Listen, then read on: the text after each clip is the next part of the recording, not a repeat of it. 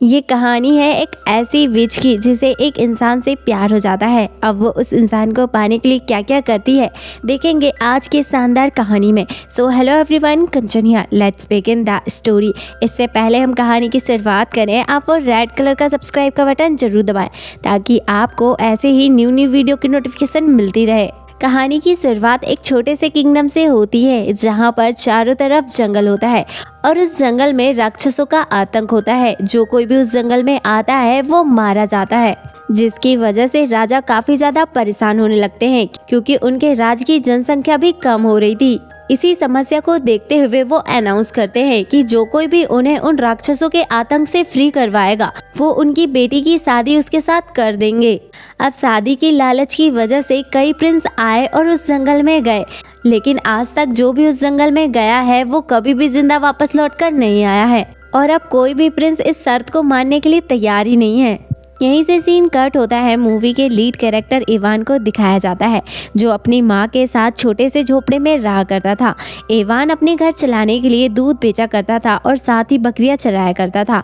आज भी वो दूध बेचने के लिए दूर जा रहा होता है, लेकिन रास्ते में उसे एक खूबसूरत लड़की डांस करते हुए दिखती है। तभी हम देखते हैं कि एक एंजल पेड़ में चढ़कर उसके सुराही में तीर मार देती है, जिसके वजह से उसकी बग्घी पलट जाती है और वो नीचे गिर जाता है। जब वो उठकर देखता है तो वो एंजल वहाँ से गायब हो जाती है, जिसके बाद वो उदास होकर घर लौट आता है जहाँ उसकी मॉम उस पर काफी ज्यादा गुस्सा होती है और कहती है कि तुम देखकर काम नहीं कर सकते, आखिर तुमने उतना सारा दूध कैसे गिरा दिया। खैर ये सब छोड़ो, जल्दी से तैयार हो जाओ, आज हम तुम्हारे लिए लड़की देखने मेला जा रहे हैं। जिसके बाद हम देखते हैं कि ये लोग तैयार होकर मेला आ जाते हैं, जहाँ पर इवान फिर से कोई गड़बड़ कर देता है और फिर से वो लड़की इसे रिजेक्ट कर देती है। दूसरी तरफ हमें मेले में राजा को दिखाया जाता है जो अपनी प्रिंसेस के साथ बैठा होता है, जहाँ पर उसका सिपाही आकर बताता है कि कोई भी प्रिंस अब रिस्क लेने के लिए तैयार नहीं है। यहाँ पर राजा अपनी बेटी को समझाता है और कहता है कि तुम चिंता मत करो, तुम्हारी शादी जरूर हो जाएगी, बस एक बार उन राक्षसों का खात्मा हो जाए, फिर मैं तुम्हारी शादी बड़े ही ऐशो आराम से करवाऊंगा। दूसरी तरफ हम इवान और उसकी मॉम को देखते हैं जो खाने के टेबल में बैठे होते हैं, जहां इवान अपनी मॉम से पूछता है कि मुझ में कोई प्रॉब्लम है क्या, मेरे साथ ऐसा क्यों हो रहा है। जिस पर उसकी मॉम उससे कहती है कि हाँ, तुम्हें एक श्राप है कि तुम्हारी शादी नहीं हो सकती और ये श्राप तुम्हें एक शैतान ने दिया है। जिसके बाद हम इवान को देखते हैं जो अपने कमरे में सोने के लिए चले जाता है। अगली सुबह वो अपने पिता से मिलता है, जहाँ वो अपने पिता से उस श्राप के बारे में पूछने लगता है, जहाँ उसके पिता उसे साफ साफ बता देते हैं कि वो श्राप तुम्हें एक शैतान ने दिया है और उसने कहा था कि तुम्हारी शादी कभी नहीं हो सकती। जिस पर इवान अपने पिता से कहता है कि क्या इस श्राप को नहीं तोड़ा जा सकता। जिस पर उसके पिता बताते हैं कि इस श्राप को एक विच तोड़ सकती है जो उस घने जंगल में रहती है, लेकिन उस जंगल में जाना इम्पॉसिबल है क्योंकि वहाँ पर राक्षसों का आतंक है और जो भी वहाँ जाता है वो कभी भी जिंदा लौटकर नहीं आता। इधर हम इवान को देखते हैं जिसने श्राप तोड़ने का डिसीजन ले लिया था और वो जंगल की तरफ निकल जाता है, जिसके साथ उसके वफादार जानवर भी होते हैं और वो उसके साथ काफी ज्यादा कॉमेडी करते हैं। रास्ते में इवान को राजा का सोल्जर मिलता है जो काफी ज्यादा जख्मी होता है। इवान उसकी हेल्प करता है और उसके जख्मों में पट्टी बांध देता है, जहां वो सोल्जर इवान को बताता है कि मुझ पर उन राक्षसों ने अटैक किया था और मेरे घोड़े को मार दिया, मैं तो किसी तरह से अपनी जान बचाकर भाग आया। वहीं पर इवान उस सोल्जर को बताता है कि मैं भी एक विच की तलाश में उसी जंगल में जा रहा हूँ, जहाँ वो सोल्जर उसे वहाँ जाने के लिए मना करता है और वहाँ से चले जाता है। लेकिन इवान ने डिसाइड कर लिया था कि वो अपने श्राप को तोड़ेगा, इसी वजह से वो उसकी बात नहीं मानता और अपने सफर में आगे बढ़ जाता है, जहाँ पर उसका सामना उन राक्षसों से होता है, जहाँ वो राक्षस भी इवान को देख लेते हैं।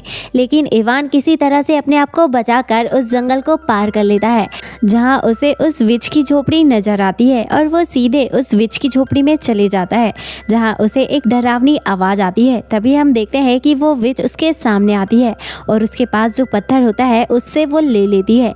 जिसके बाद वो उससे पूछती है कि क्या तुम एक जादूगर हो, क्योंकि वो पत्थर चमकने लगा था। जिस पर इवान उससे कहता है कि मैं एक चरवाहा हूँ।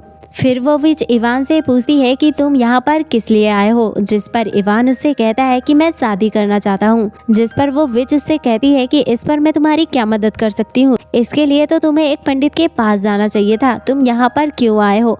जिस पर इवान उसे बताता है कि मुझ पर एक श्राप है, जिस श्राप को सिर्फ तुम ही तोड़ सकती हो।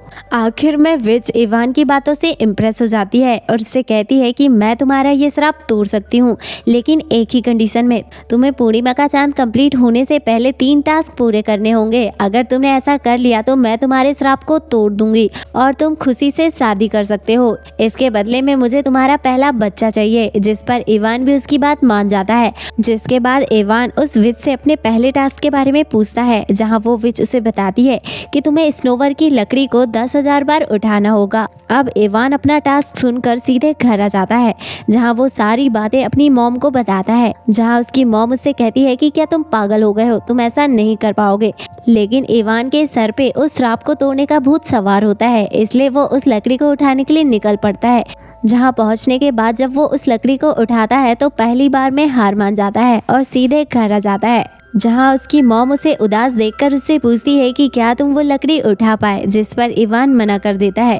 इधर उसका सौतेला बाप उस पर हंसने लगता है और कहता है कि जब मैं तुम्हारी उम्र का था तो मैं ऐसे लकड़ी के गट्ठे अकेले ही उठा लिया करता था। इधर हम इवान को देखते हैं जो उनकी बातों को इग्नोर करके रूम में चले जाता है, जिसके बाद वो खूब सारी मेहनत करता है और एक्सरसाइज करता है।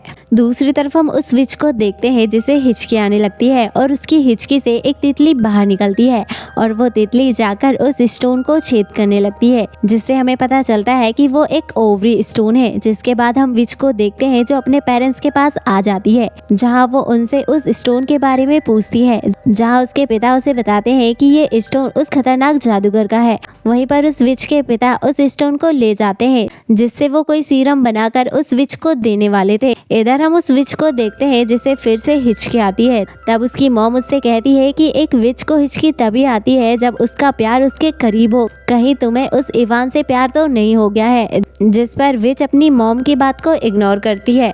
इतने देर में विच के पिता उस सीरम को तैयार कर लेते हैं, जिसके बाद वो उसे विच को दे देते हैं और विच अपने घर लौट आती है। इधर हम इवान को देखते हैं जो आखिरकार उस लकड़ी को 10,000 बार उठाने में कामयाब हो जाता है और सीधे उस विच के पास आता है और उससे अपने दूसरे टास्क के बारे में पूछने लगता है। इधर हम विच को देखते हैं जो अपने दूसरे ही अंदाज में होती है। तभी इवान उससे पूछता है कि क्या तुम मुझसे इम्प्रेस हुई हो, जिस पर वो विच उससे कहती है कि कोई विच किसी इंसान से इम्प्रेस नहीं हो सकती। अब वो विच इवान को दूसरा टास्क बताती है और कहती है कि तुम्हें उन आदमखोरों को खत्म करना होगा, क्योंकि उन्होंने कई वर्षों से हमारी जमीन पर कब्जा किया हुआ है। जिसके बाद इवान उसकी बात मान जाता है। इधर हम विच को देखते हैं जो इवान को एक चमचा देती है, जिसके बाद इवान उस चमचे को लेकर आदमखोर के जंगल में आ जाता है। उसे लगता है कि इस चमचे में कुछ जादुई शक्तियां हैं, जिससे वो आदमखोरों को मार सकता है और वो हिम्मत करके एक लकड़ी को उठाकर सीधे आदमखोरों के महल में आ जाता है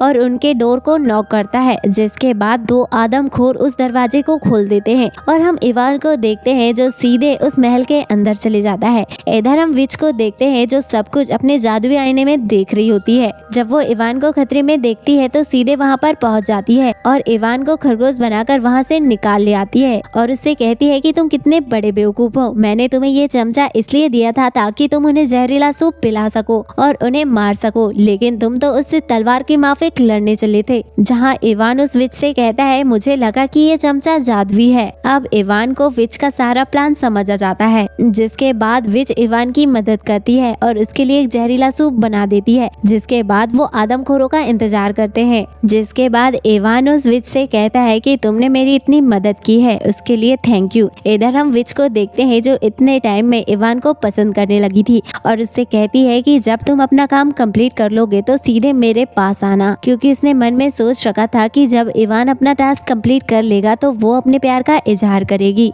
और कहती है कि तुम्हें उन आदमखोरों के राजा के बाल और साथ ही उस महल को डेकोरेट करना होगा और अपना काम कंप्लीट करके सीधे मेरे पास आना होगा। इधर हम इवान को देखते हैं जो जहरीला सूप का कंटेनर लेकर उस महल के बाहर आ जाता है और उस कंटेनर को वहां रख देता है। इधर हम उन आदमखोरों को देखते हैं जो कंटेनर उठाकर अंदर ले जाते हैं और सारा सूप पीने लगते हैं, जिसके बाद सारे आदमखोर मारे जाते हैं। अब हम इवान को देखते हैं जो महल के अंदर जाता है, जहां उस स्टोन की मदद से वो उनके राजा को मार देता है और उसके बाल अपने पास रख लेता है, जिसके बाद वादे के मुताबिक वो पूरे महल को डेकोरेट कर देता है और अब वो सीधे विच के पास आने लगता है। इधर हम विच को देखते हैं जो ये सब कुछ आईने में देख रही होती है, जिसके बाद वो अपनी खुशी में शामिल होने के लिए अपने पेरेंट्स को भी बुला लेती है। इधर हम इवान को देखते हैं जिसे रास्ते में राजा के सैनिक मिल जाते हैं और उसे अपने साथ महल ले आते हैं। इधर हम विच को देखते हैं जो इवान का इंतजार कर रही होती है। इवान के ना आने पर वो काफी ज्यादा उदास हो जाती है। इधर हम राजा को देखते हैं जो इवान से काफी ज्यादा खुश होते हैं क्योंकि उसने सारे आदमखोरों को मार दिया होता है और अपने प्रॉमिस के अकॉर्डिंग अपनी बेटी की शादी इवान से तय करने लगते हैं। तभी वहाँ पर वही विच आ जाती है और राजा से कहती है कि तुमने मुझसे प्रॉमिस किया था कि अगर मैं आदमखोरों को वहाँ से हटा दूंगी तो तुम मेरी इच्छा पूरी करोगे। इस पर राजा उससे कहता है कि तुमने उन आदमखोरों को नहीं हटाया है बल्कि इस बहादुर लड़के ने हटाया है। जिस पर इवान राजा से कहता है कि मैंने ये अकेले नहीं किया है बल्कि इस विच ने मेरा पूरा साथ दिया है। अब राजा को विच की बात माननी पड़ती है। असल में विच की इच्छा होती है कि प्रिंसेस उससे शादी की अनुमति ले, लेकिन प्रिंसेस अपने पिता पर भड़क जाती है और कहती है कि मैं शादी के लिए एक विच से परमिशन क्यों लूं। इधर विच इवान को तीसरा टास्क देती है और कहती है कि अगर तुमने प्रिंसेस के साथ 1000 स्टेप डांस कर लिया तो तुम उससे शादी कर सकते हो। ऐसा कहकर वो गुस्से से वहां से चली जाती है। इधर हम इवान को देखते हैं जो सीधे विच के पास आता है, जहां विच उससे काफी ज्यादा नाराज होती है और उससे डांटते हुए कहती है कि तुम जाओ और प्रिंसेस से शादी करो, लगता है तुम उसी से प्यार करते हो। लेकिन इवान उसे समझाता है और कहता है कि मैंने आज तक किसी से भी प्यार नहीं किया है, लेकिन विच को लगता है कि इवान ने उसे धोखा दिया है। इसी वजह से इवान निराश होकर घर लौट आता है। अब क्योंकि इवान को डांस नहीं आता था इसलिए वो एक डांस टीचर के पास आता है, जहाँ पर डांस टीचर उसे एक बुक देता है जिसमें बहुत सारे डांस स्टेप लिखे होते हैं, लेकिन इवान को कुछ भी समझ नहीं आ रहा होता है। इसीलिए वो विच की मदद लेने के लिए सोचता है और सीधे विच के घर आ जाता है, जहाँ रास्ते में वो उसी लड़की को देखता है जिसे मूवी की स्टार्टिंग में उसने देखा था और यहाँ हमें रिवील होता है कि वो विच कोई और नहीं बल्कि वही लड़की है जिसे इवान ने मूवी के स्टार्टिंग में देखा था। अब इवान विच के पास आकर उससे डांस के लिए मदद मांगता है। अब विच भी उसकी मदद करने के लिए तैयार हो जाती है और इवान को सारे डांस स्टेप सिखाने लगती है।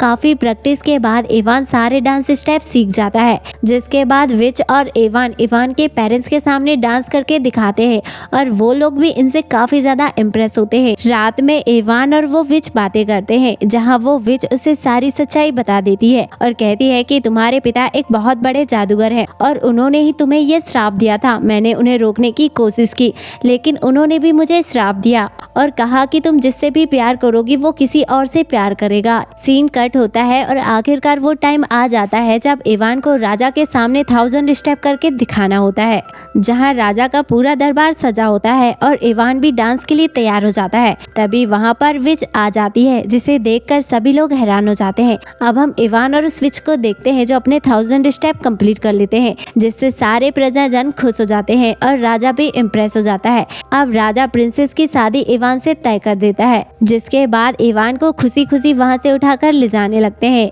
इधर हम विच को देखते हैं जो काफी ज्यादा अकेली होती है क्योंकि वो इवान से बहुत ज्यादा प्यार करती थी, इसलिए वो गुस्सा होकर वहाँ से जाने लगती है। इधर हम इवान और प्रिंसेस को देखते हैं जिनकी शादी होने लगती है, जहाँ पर राजा इवान से पूछता है कि क्या वो शादी के लिए तैयार है, जिस पर इवान मना कर देता है और कहता है कि मैंने उस विच से वादा किया था कि मैं अपना पहला बच्चा उस विच को दूंगा जो कि प्रिंसेस को नागवारा होगा, इसलिए मैं ये शादी नहीं करता। इतनी देर में विच वहाँ पर आ जाती है और इवान की सारी बातें सुन लेती है, जिससे वो बहुत ज्यादा खुश हो जाती है और खुशी से आकर इवान के गले लग जाती है और फूट फूट कर रोने लगती है और सबके सामने अपने प्यार का इजहार करती है। इवान भी उसके प्यार को एक्सेप्ट कर लेता है और इसी के साथ इस मूवी की हैप्पी एंडिंग हो जाती है।